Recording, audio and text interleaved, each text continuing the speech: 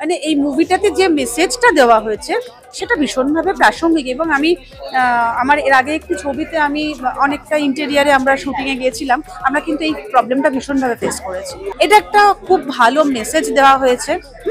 তো আশা করি এটা একটা ভালো ইম্প্যাক্ট। কেমন লেগেছে এই মুভিটাতে কাজ করে? সাধারণ।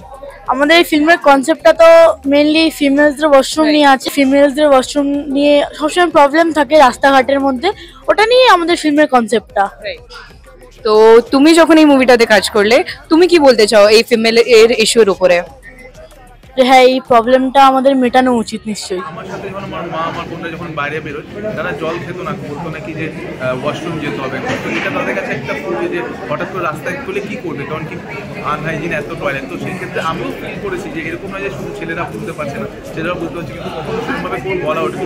এই ছবির মাধ্যমে আমরা বলতে পারছি, এটা আমাদের কাছে একটা খুব বড় পাওনা যে আমরা এই ছবির সঙ্গে যুক্ত আছি এবং ছবিটাকে আমরা মানুষের কাছে তুলে ধরেছি। আমার মনে হয় ছবিটা নিজেদের জন্য দেখা উচিত, নিজের পরিবারের জন্য।